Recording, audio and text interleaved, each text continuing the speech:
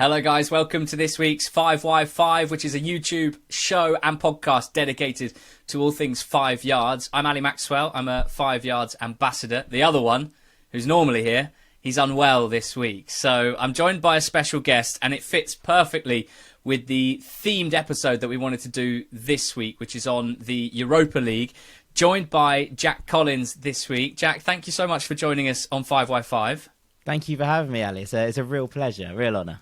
Now, there's a lot of things to mention when introducing Jack to those who aren't aware of your work. I think, firstly, in the spirit of 5y5, just to say to the listeners, the viewers, that in 5y terms, if this were possible, if someone had bought some Jack Collins, 50% of Jack Collins a year or so ago, they'd be in a very good position, Jack, because both what I would consider a serious value rise, but also a lot of performance pay. It's been a bizarre year for all of us, but in terms of work that you're doing, a really exciting year as well, especially over the last few months.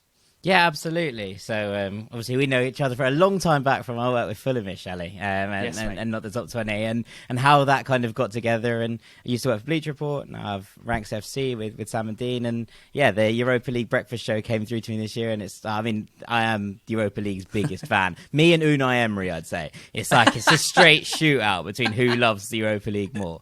But I think that it's one of those where you get a job and you're just like, I would kill for this, and it came through, and they were like, would you be interested? And I was like, would I be interested? Play it cool. Yeah, I'd be really interested. So yeah, I'm absolutely delighted to be on board. Yeah. Well, mate, I mean, there's nothing cooler than seeing someone who's shown so much love and passion for something like the Europa League, for example. You know, in our case, the EFL. But people watching and listening to this will have so many diverse interests across football specifically, and it's such skill in telling the stories that they've literally given you your own show on UEFA's YouTube channel. Talk me through the premise of the show. I mean, I'm watching it every Thursday morning, but for those who haven't. Yeah, I think this is it. So UEFA wanted to do something that was like, it gets to a Thursday morning, the Champions League is obviously there, and it's done on sort of a Tuesday and Wednesday night, and Thursday it's sort of, right, that's finished.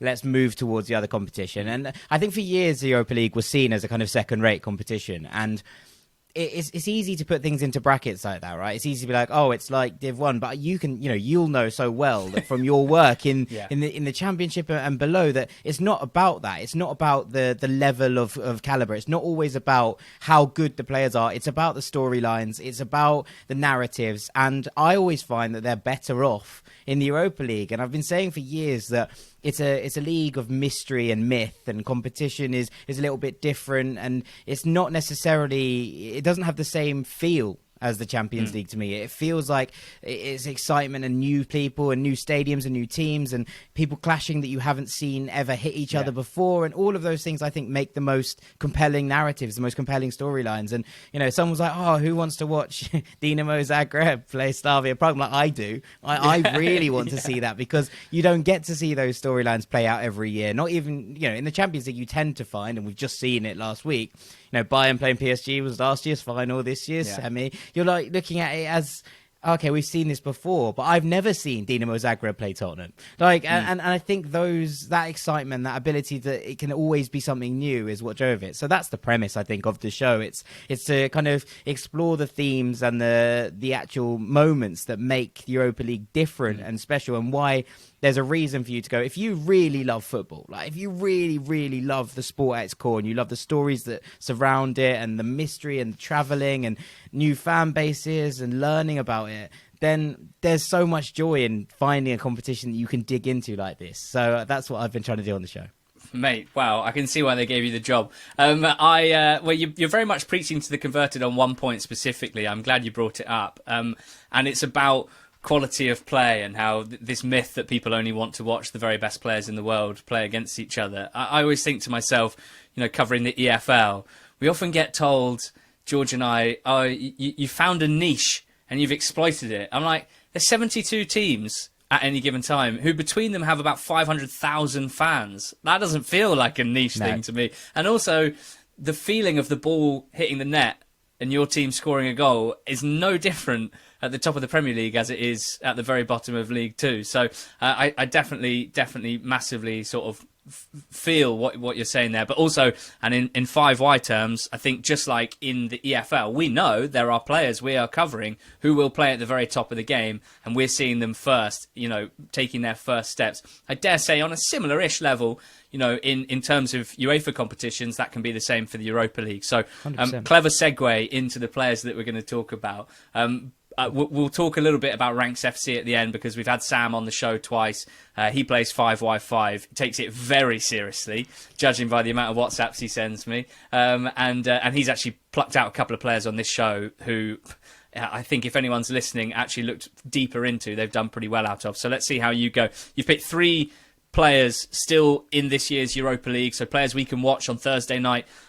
Just after this show's been released. I've picked one as well, and then I'll talk through some of those going up on platform on 5 Yards this week. You've got 2 18-year-olds and a 29-year-old, which I love. We'll start with the youngsters. The first one you wanted to talk to me about is Riccardo Califiori of Roma, 18-year-old. He is on 5 Yards at £40 million. That's about the extent of my knowledge of Califiori, so take it away.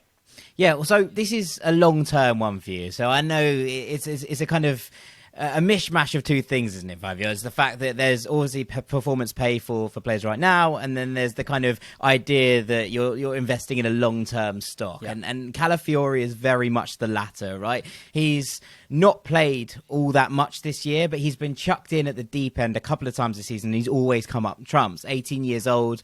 And the first time his name dropped into the limelight was not really for the reasons you want as a young player. He's long been regarded as a star in Roma's youth setup. He was playing in the UEFA Youth League at 16 when he suffered one of the worst challenges I have ever seen, like an absolute kind of horror breaker. You're witnessing watching it from Victoria Plzeňa's Václav Svoboda. He ruptured almost everything in his knee, every ligament, the meniscus, articular capsule. The doctors at the time said that it was more similar to a motocross accident than a football accident. It was like the kind of thing they said they see every 10 years. It's like that bad. And Edin Dzeko scored that later that day against Plzeňa's first team in the Champions League and held up Califiori's shirt. And that was the first time I remember seeing his name anywhere. He spent a year, I think it was 364 days without playing a game of football, finally kind of recovered, got back into the Primavera setup and worked through. And then last year, at the very last day of the season, he got his first team debut when Roma beat champions Juventus in Turin on the last day of the season. Wow. He won the penalty that Perotti converted to level the game. And he also scored the best ruled out goal I think I've ever seen. An absolute thunderbolt from the edge of the box, but someone had just strayed offside in the build-up and it'd come out to him and he just absolutely thwacked it.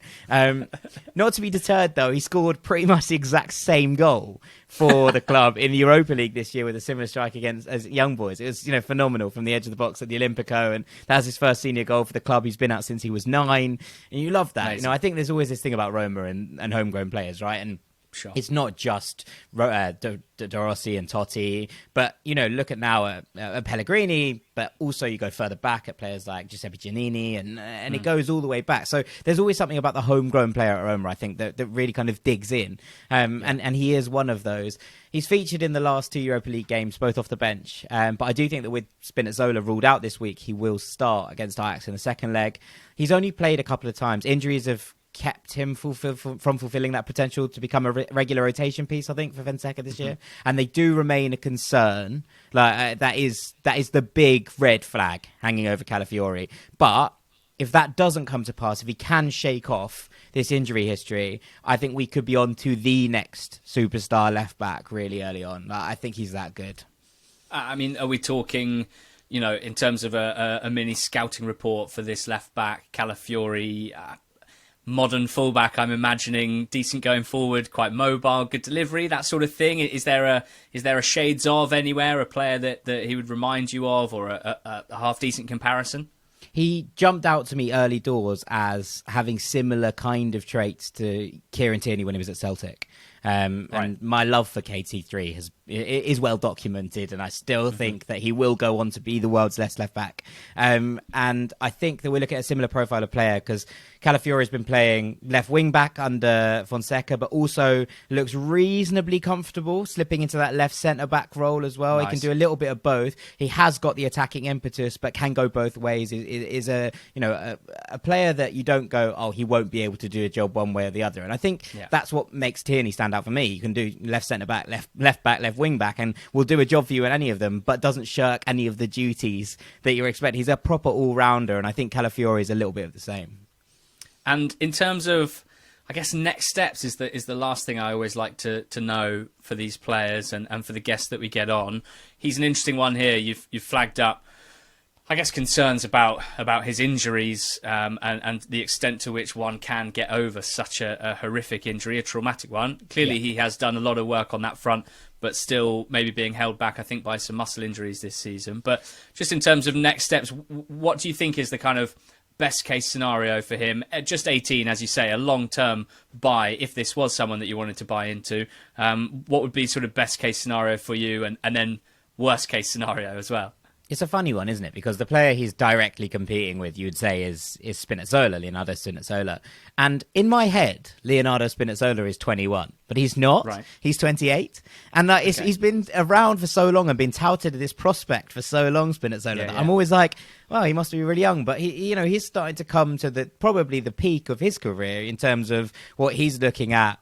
Long term, you don't think that you're going to get much more out of Spinazzola in terms of him being at the very peak. So what I think I'd like to see for Califiori is that regular rotation spot for the next sort of year and a half into the back end of next season. And at that point, maybe at the end of 21-22, you kind of look to him to stake that claim as just about 20 years old.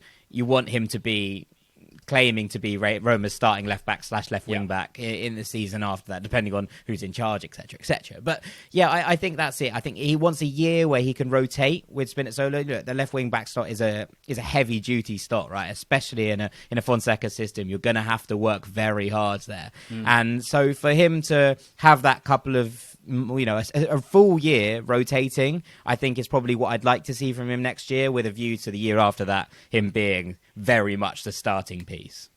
Okay, Califiori in the bank. Now, if he does start on Thursday night, might find himself challenging some part of the pitch with Ajax's Ryan Gravenberch. He is a different kind of 18-year-old, I would suggest, in a fair few ways, both in terms of the style of player he is, but also the way that he has taken his first steps in the adult game. Gravenberch is someone who I've seen a fair bit of, and Jack, just the sort of player that it's impossible not to love, really. Yeah, I mean, it's one of those, you look at Gravenberch and you're thinking, well, he just does everything, doesn't he? And it doesn't matter where you slot him in that midfield, he's so capable. And something I always think about with these kind of players, and Gravenberch is Ajax's youngest ever Eredivisie player. And I always think when you're doing that as a central midfielder, the chances are that you're quite special. There's one thing bringing in someone who's 16 years old as a right back or a left back, or even either side, in the midfield, because there's a little bit less physical pressure. But bringing in a 16-year-old to run things in the middle is a massive physical ask. And for him to have done that, and I wouldn't say stolen the show, because I think that would be a little bit premature, but to do that and be comfortable at 16 is absolutely mad. And I'll give you a bit of a sneak preview. This week's breakfast show focused on the academies of Europe, and we did a deep dive, as you might expect, on Ajax. and Gravenberch seems like the latest gem in the Detox attempt. I've just absolutely murdered that. I'm really sorry. Don't worry about production line. And we had James Alcott on, and he was talking to us about this really interesting concept that's reflected in the numbers, that Gravenberch is averaging 3 progressive carries, 3 progressive passes received, and 3 interceptions tackles in every game. He's everywhere. That is it, isn't it? You're doing absolutely everything. You are the complete all-rounder in that regard. And I think we don't necessarily see that much of it these days, especially for someone who plays often as the deepest lying of a 3 or on the left-hand side of a 4-2-3-1. You don't necessarily get them doing the all of the different elements of what you expect from a 6-8-10 in midfield. But Gravenberch is doing that, and it's incredible to see someone this young being such a complete athlete and being such a complete player. And, we've seen that we can strike. He can strike them too, his right? technical skill is magnificent as well, right? Absolutely, 100%. He's just so comfortable on the ball.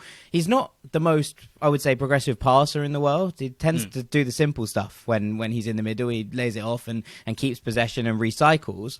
But his kind of weight in that regard comes from the carries that he can, and just sort of occasionally goes, right, I'm just going to slalom through 6 or 7 players here, and that's fine. And shades of Moussa Dembele the first, you'd imagine, before when he was converted from an attacking midfielder to a defensive midfielder at Fulham, there was that that moment where it was all a bit confusing for a while, and suddenly he got himself into this role, and you were like, he can do all of it. And that's I would say, in terms of, not in terms of build or stature, but in terms of being able to completely control midfield battles in pretty much every sense, that's the player that I think Gravenberch should be looking towards and being like, that's where I want to be. That's the kind of player I think I'd like to be, because we've seen that he can strike him, right? That goal against Midtjylland in the Champions League group stage is spectacular, and his goal return isn't what you're putting him in for, but 3 in the league this season, 8 overall in 50 games for Ajax. That's not bad for a defensive midfielder. It's not. I think he looks like in his senior career for Ajax so far, just looking at Transfermarkt. I mean, Eredivisie works perfectly because he's made 36 appearances, which is basically a full season, 5 goals and 6 assists. So that is 11 performance pay returns in a season, which for a central midfield player is not bad at all. And this is someone who is 18 years of age. Like the body of work that he's already put in just between the age of 16 and 18 is insane. I do get very carried away about players. I think many people do, but I constantly remind myself and try to mention on here that, not every single player is going to make it to the very top, even if we're very excited about them. But I really struggle not to get carried away when it comes to Gravenberch. Like everything you've said, the fact that he has been anointed at Ajax for so long, his style of play and how important that is for every, how attractive that is for every top side in the world, right? I mean, next steps for this kid, best case scenario and maybe possible probable scenario is a career at the very, very top of the game, right? Yeah, absolutely. I don't think there's...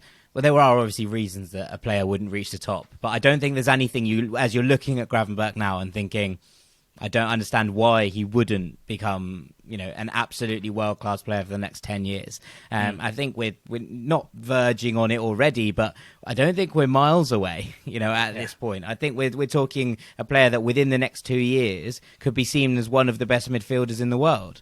And that's I also exciting. think there's an extent to which I definitely agree. Like, you can't say an 18-year-old is a complete world-class player, but maybe this has always happened, and maybe I'm just noticing it over the last half a decade or so. It feels like the current crop of players, born sort of 2000 onwards, or maybe 98, 99 onwards, it doesn't take them very long to be world-class players. Even if you think 19, 20, 21 is too young for someone to be playing or to be impacting games at the very high level, there has been a group of them who have basically laughed in the face of that. Your Mbappe, Haaland, Sancho, these guys. What's to say that Gravenberch can't do that over the next few years as well? I mean, just you'll know maybe a little more about Ajax and the place they're in terms of recruitment and not just buying players but selling them as well. They do find it very hard to keep hold of these players. Has there been much chat about Gravenberch's next steps and how long he might stay with Ajax for? There's always chat, isn't there? And I think, one of the things we talk about is the fact that Ajax are not comfortable selling players, because I don't think you can ever be like, oh, I want to let the players go. But I do think there's a level to the academy production line is so hot that you're a bit like, we'll just bring the next one through, and that's the case. And I talked about it about Serginho Dest, who felt like he left really early, right? He left really young to go and play for Barcelona, and suddenly Divine Wrench has come through, and you're like, oh, it's got another one. Right. It's got another world class right back in the making that we're just starting to come through, and so I do think there is a level to this that I think he will go when the time and price is right. Whether that is I think we've seen with Ajax over the last couple of years, players saying, actually, I do want to spend another year here. I do think it's best for my career if I spend an extra year just developing and getting to a level I want to be. And so I don't think anyone would be in a rush in terms of Gravenberch's camp to say we need to move on from here. But I do think the eyes are there now. There was links to Manchester United in the summer and again in the January window. Now, do I think that's the best move for him? Probably not. It's a very strange thing going on at United where there always seems to be something missing. Do I think he'd succeed there, though?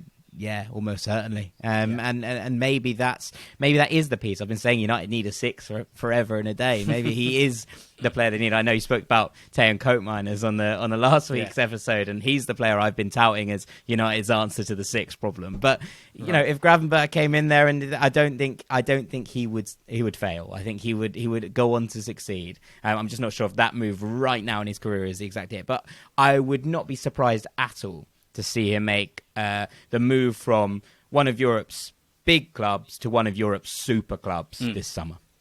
It does feel like, whether it's this summer or the next, his next club, barring disaster, can only be basically one of those. How many elite clubs do we have in European football? 6, 7, 8? I don't know. But you know the ones I mean. I mean, of course, his price at 54 million, it reflects so many things. It's high. That's a player's price is our analyst's prediction of their career performance pay, and 54 million is a lot, but it gets eaten away at pretty quickly when you're playing Champions League football over the space of a decade. And I guess the reason it's not higher is because at Ajax, playing in the Eredivisie, that's not a league that gets performance pay. But as soon as he would move to a Premier League or Bundesliga or potentially La Liga, I wouldn't be surprised to see a price rise. So it could be one of interest, certainly, for those listening and watching. I'd love to see some more scout reports of Gravenberch on there for those who have seen him. So do get scouting, guys. I'm going to nip in here and just raise a couple of names, one in particular. Dinamo Zagreb is still in the Europa League. Just about, maybe not for much longer. So good time to mention that there are 3 Dinamo players on 5 yards. Livakovic, the keeper, Lovro Mayer, the midfielder. But the one I want to mention is Josko Gvardiol. Now, there'll be plenty of people listening along, nodding their heads and going, yes, I know all about Josko Gvardiol. And there may be some who have never heard of him, and that's why we love doing this show. I don't know a lot about him, but what I do know is pretty exciting. 19-year-old, turned 19 a couple of months ago, left-footed centre-back, who can also play at left-back. He's already played 40-odd games for Dinamo Zagreb. I'm sure he'll play on Thursday night, so one to watch if you're looking to do some Europa League scouting of your own. Now, I found an interview with the former Dinamo coach, who is disgraced, by the way, Mamic. He did an interview with Scouted Football, who are good friends of ours, as you guys at Ranks FC are, Aye. and talking about Gvardiol in the context of former Dinamo stars Luka Modric, Kovacic, and Olmo as well. He said many players were destined to become great players, except maybe Kovacic. I can't remember the player where it was more obvious than with Josko.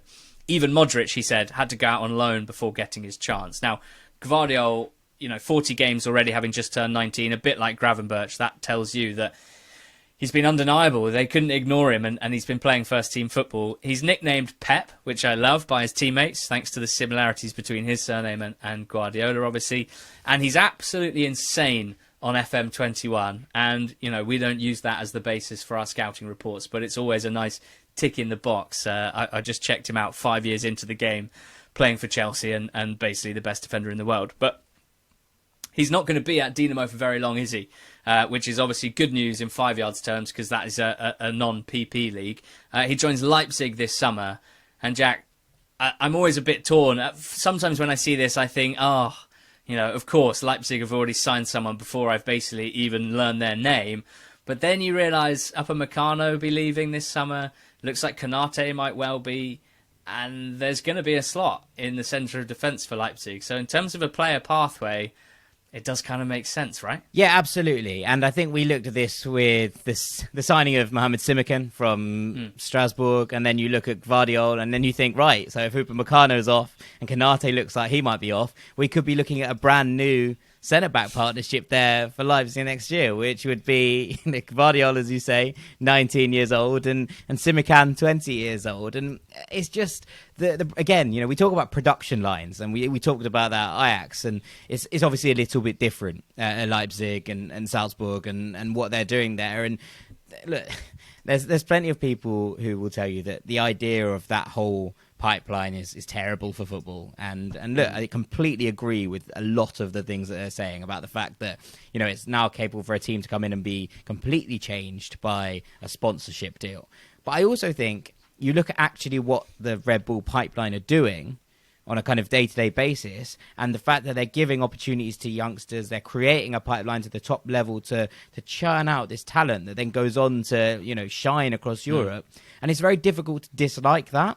It's very difficult to dislike what they're doing on an actual kind of footballing level, where when you see what we're bringing through and the talent that's coming through, and the fact that there is that kind of progression all the way through to the very top level, it all does really make sense, and it does really kind of allow players to flourish. And I think that Gvardiol is the latest to join into the system, to come into the pipe flow, and I think he will come out of this experience with Leipzig a better player, and that's incredibly exciting, I think, as a concept. And again, I'm with you. I haven't seen all that much of him outside of the Europa League, but every time I've watched him, this season, I think he's been almost phenomenal, faultless at times. And, I think that he'll come into, you'd imagine, that Croatia side for either the under-21 Euros or the European Championships themselves, and he will step up and be like, right, here we go. This is, they're bringing in a centre-back who is going to directly improve them straight away, and that's got to be a massive bonus for country. It's exciting. It's brilliant to see him at the moment playing, at this level, and I'm excited to him to make that step up and to see where he goes with Leipzig. Yeah, I mean, the difference in competitive quality, I suppose, moving from Dinamo, where they are just so dominant in Croatian football, to Leipzig will be really interesting, and to see how he copes with that. He's so young that there's almost no rush, I suppose. Like, there's always such high hopes for a move like this, and we know that if he's good enough, Leipzig will throw him in at the deep end. And I'd almost think like a period of adaptation, a few mistakes made. That's the sort of thing that people will jump on, and just wouldn't worry me too much. Like, if Leipzig, they've moved so early for him, whatever you think about them, as you say, another thing to mention is that their coaching and development of players is second to none. Second to none, can't be argued. So from a player perspective and from a 5 yards perspective, he's 37 million on there at the moment, so he's not the cheapest. He is a centre back, left back. He's not going to be racking up the PP, but if he is as good as billed, and if those players leave this summer in Leipzig, they are going to qualify for the Champions League. This guy could be playing regular Champions League football, aged 19, 20 years old, and we know that's where we want our players to be in terms of performance pay, because the Champions League can't be matched in that sense. So pretty excited, I think, personally. I'm going to watch out for him on Thursday night, watching the Europa League. The last one from you, you're a passionate guy like me. You're passionate about young players and youth development, but you don't just focus on young players. You fall for anyone that catches your heart, and you fall hard. I've already listened to you talk about Gerard Moreno, which is not how he would pronounce it, but he's the 29-year-old we mentioned, on 5 yards at £18 million, still very much in the Europa League as we speak. Why do we love Moreno so much? He is the single most underrated player in Europe, and I say that with my full chest. I think there is nobody that hasn't got the shine that Moreno is getting at Villarreal. Right, 29 years old now, as you say. He's at his peak now, and this isn't a long-term option. However, if you're looking at performance pay, 24 goals and 8 assists in 34 games this season, 20 goals and 6 assists in 37 last season. Since the start of 2019-20, 58 goal involvements in 71 games. We're talking a goal involvement every 94 minutes over that period. And if you take it down to this season, it's every 77 minutes. It's silly numbers, like outrageous numbers. And if this was a 20-year-old, we'd be talking about this as the most incredible numbers you could possibly get. And it's not like he's racking it up, as you say, in a league where people don't stand up and say, okay, that counts. He's racking it up in La Liga, in one of the most competitive leagues in the world, in a Villarreal side that honestly don't score that many goals. You know, they actually rely on him so vehemently. He's such a focal point, and don't get me wrong, this side is talented. And that's not me taking away from them. You know, Sammy Chukwueze is over there. I know is a favourite of Manny on this platform, and also you look at Danny Parejo, and there's a whole host of talent in this side.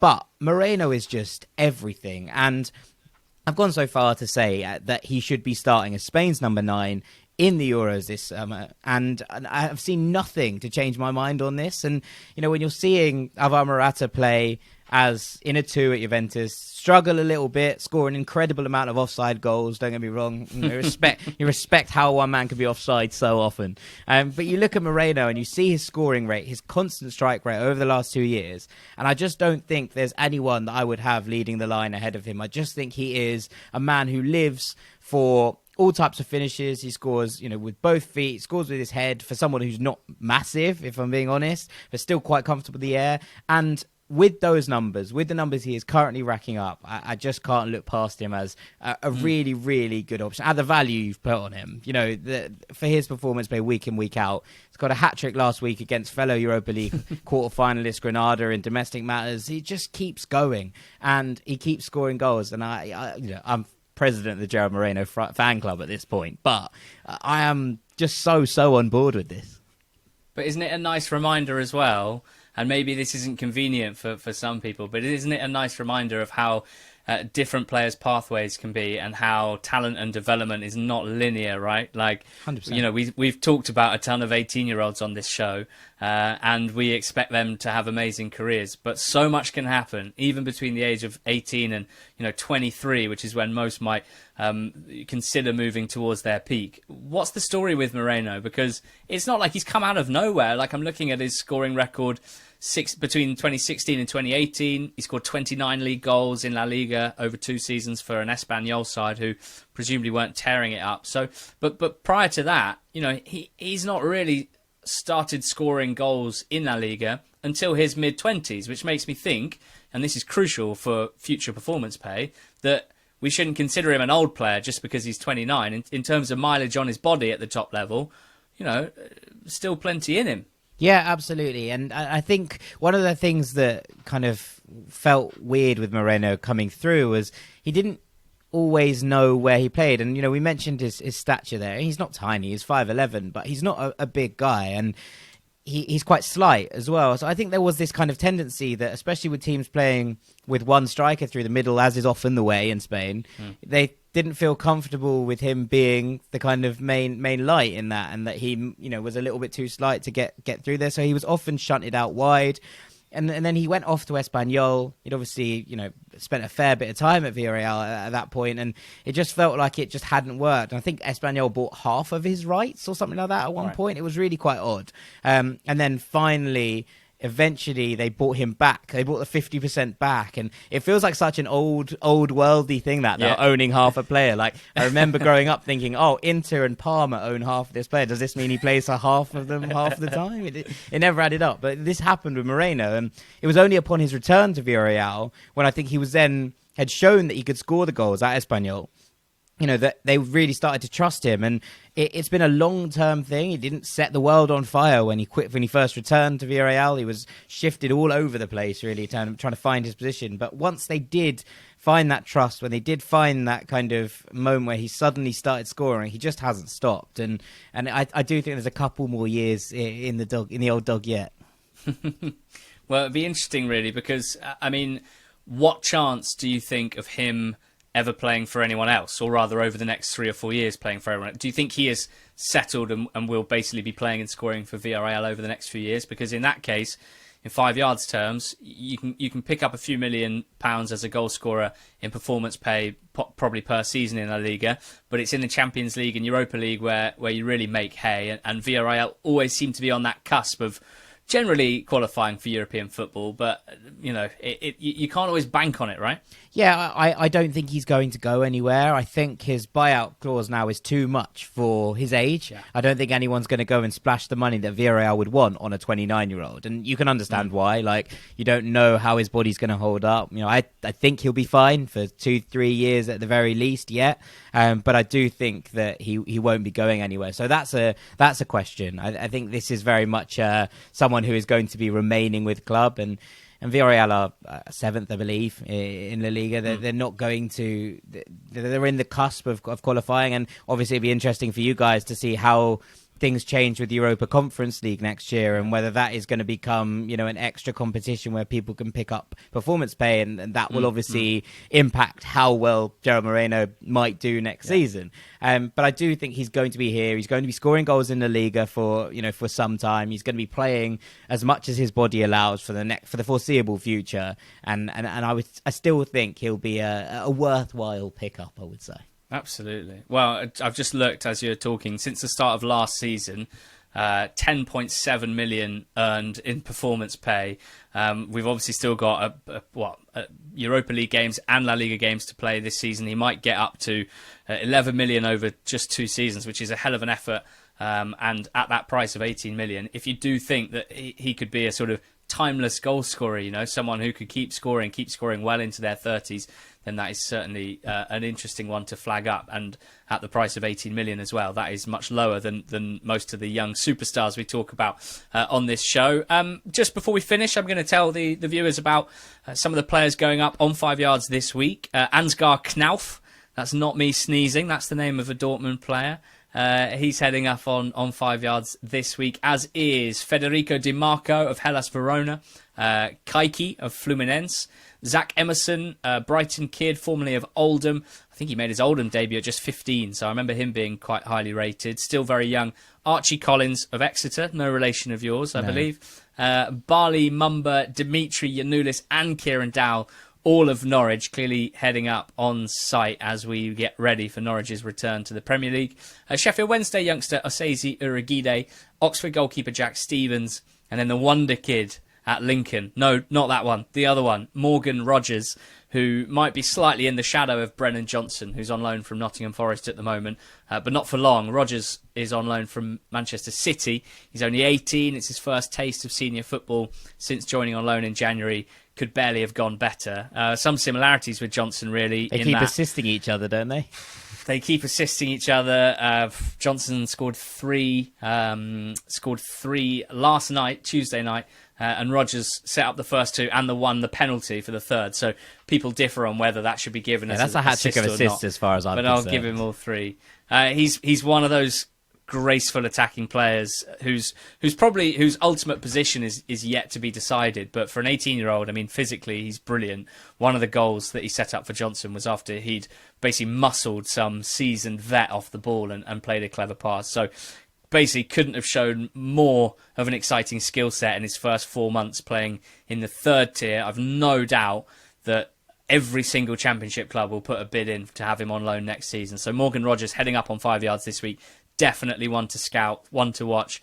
And we hope that you're enjoying the Scout of the Month competition for April. Big prizes up for grabs, as you guys know. Scouting's such a great thing to do on 5 yards. I'm going to have a scouting session myself after we finish this. Maybe take a look at some of the players that Jack has mentioned. So do make sure that you're putting your opinions down, research, player development. That's all in the life of a scout on 5 yards, so get involved. And join us next week on this show. We hope you will. George will be back. We might pick a new theme, see if we can make it extra funky. But thank you so much, Jack, for joining us, talking us all things Europa League, some of your favourite players as well. Just remind us what we need to be listening to and watching. Thank you for having me, first and foremost, Ali. It's been a real pleasure chatting to you as ever.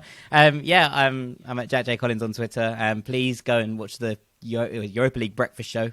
It's just search UEL breakfast on YouTube. It's up every Thursday morning on a match week. And subscribe to Ranks FC, where Sam, Dean and I chat away about all the things at football that need to be put in order on a weekly basis. We'd appreciate it. And not just that, the amount of young players across Europe that I've only heard about because I've listened to you guys talking about them on Ranks FC. It's well worth a listen and a subscription to the Patreon page as well for those listening to 5x5. A lot of common interests, I think it's fair to say. Yeah. That's been this week's episode. Thank you as ever, guys, for all your support. Leave any questions for us in the comments on YouTube, or you can tweet the 5 Yards Twitter account. Always happy to listen to and answer your questions. We'll talk again next week.